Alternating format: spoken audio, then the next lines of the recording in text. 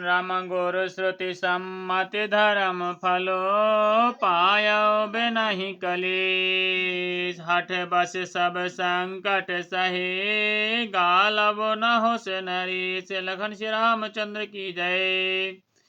मेरी आज्ञा मानकर घर पर रहने से गुरु और वेद के द्वारा सम्मत धर्म के आचरण का फल तुम्हें बिना ही क्लेश के मिल जाता है, किंतु हट के बस होकर गालव मुनि और राजा नहुस आदि सबने संकट ही सहे हैं। श्री राम। मैं पुनि कर प्रवान पितु बानी बेग फिरब सुनि सुमुख सयानी। दिवस जात नहीं लागहि बारा सुंदरी सिख वनु सुनहु हमारा। हे सुमुखी हे सयानी सुनो, मैं भी पिता के वचन को सत्य करके शीघ्र ही लौटूंगा, दिन जाते देर नहीं लगेगी। हे सुंदरी हमारी यही सीख सुनो। जो हट करहो प्रेम बस बामा तो तुम दुख पाओ परिणामा। कानन कठन भयंकर भारी घोर घाम हिम बारी बयारी। हे बामा, यदि प्रेम बस हट करोगी तो तुम परिणाम में दुख पाओगी। वन बड़ा कठिन क्लेशदायक और भयानक है, वहां की धूप जाड़ा वर्षा और हवा सभी बड़े भयानक हैं। श्री राम। कुश कंटक मग का कर नाना चलब पयाद ही बिनु पद त्राना। चरण कमल मृदु मांज तुम्हारे मारगे अगम भूम धरे भारे। रास्ते में कुछ कांटे और बहुत से कंकड़ हैं, उन पर बिना जूते पैदल चलना होगा। तुम्हारे चरण कमल कोमल और सुंदर हैं और रास्ते में बड़े बड़े दुर्गम पर्वत हैं। कंदर खोह नदी नद नारे अगम अगाध न जाहि निहारे। भालु बाघ ब्रक के हरि नागा करहि नाद सुनि धीरज भागा। पर्वतों की गुफाएं खोह दर्रे, नदियां नद और नाले ऐसे अगम और गहरे हैं कि उनकी ओर देखा तक नहीं जाता। रीछ बाघ भेड़िए सिंह और हाथी ऐसे भयानक शब्द करते हैं कि उन्हें सुनकर धीरज भाग जाता है।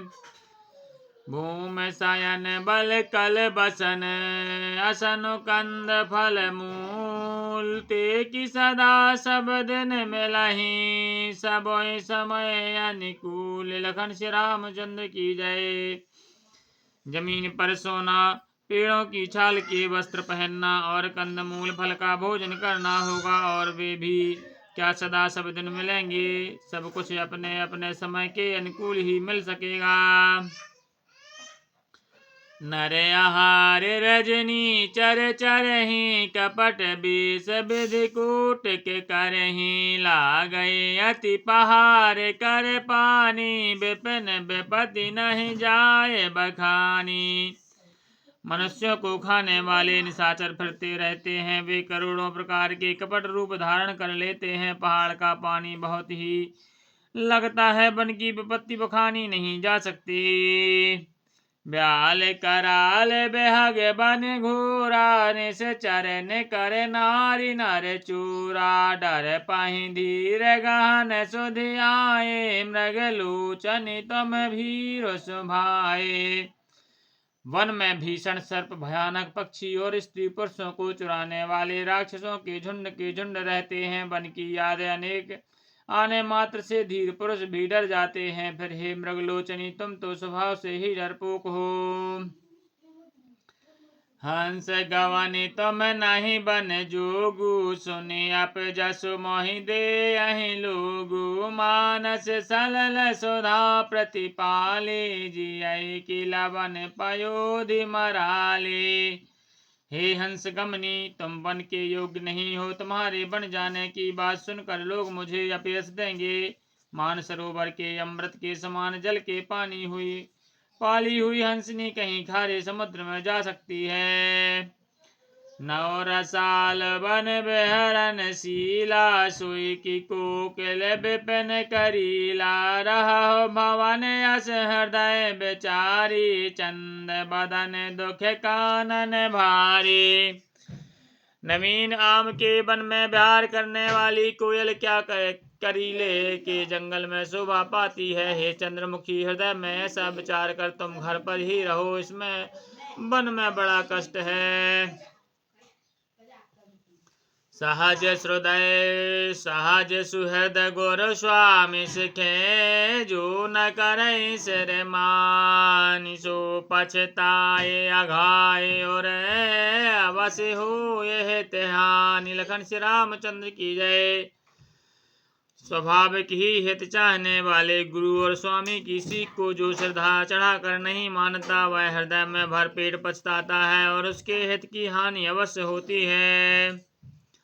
सुन मृदु बचन मनोहर पिय के लोचन, ललित भरे जल सिय के शीतल सख दाह के भई कैसे चके अहि शरद चंदन जैसे। प्रियतम के कोमल तथा मनोहर वचन सुनकर सीता जी के सुंदर नेत्र जल से भर गए। श्री रामचंद्र जी की यह शीतल सी उनको कैसी जलाने वाली हुई, जैसे चकवी को शरद ऋतु चांदनी रात होती है। उतारी न भाव बिकल भय देहि, तजन चाहत सुच स्वामी सनेही। बर बस रोक बिलोचन बारी, धर धीरज और अवनि कुमारी। जानकी जी से कुछ उत्तर देते नहीं बनता। वे यह सोचकर व्याकुल हो उठी कि मेरे पवित्र और प्रेमी स्वामी मुझे छोड़ देना चाहते हैं, छोड़ जाना चाहते हैं। नेत्रों के जले आंसुओं को जबरदस्ती रोककर वे पृथ्वी की कन्या सीता जी हृदय में धीरज धर करके बोली। लागी सास पग कह कर जोरी, क्षमा देवी बड़े अभिनय मोरी। दीन प्राण पति मोहि सिख सोई, जहि विधि मोर परम हित होई। सास के पैर लगकर हाथ जोड़कर कहने लगी, हे देवी, मेरी इस बड़ी भारी ढिठाई को क्षमा कीजिएगा। मुझे प्राणपति ने वही शिक्षा दी है जिससे मेरा परम हित हो। मैं पुनि समझ दीख मन माही, पिय वियोग सम दुख जग नाही। परंतु मैंने मन में समझ कर देख लिया है कि पति के वियोग के समान जगत में कोई दुख नहीं है। प्राणनाथ करुणायतन, सुंदर सुखद सुजान। तुम बिनु रघुकुल कुमुद विधो, सुरपुर नरक समान। लखन श्री रामचंद्र की जय। उमापति महादेव की जय।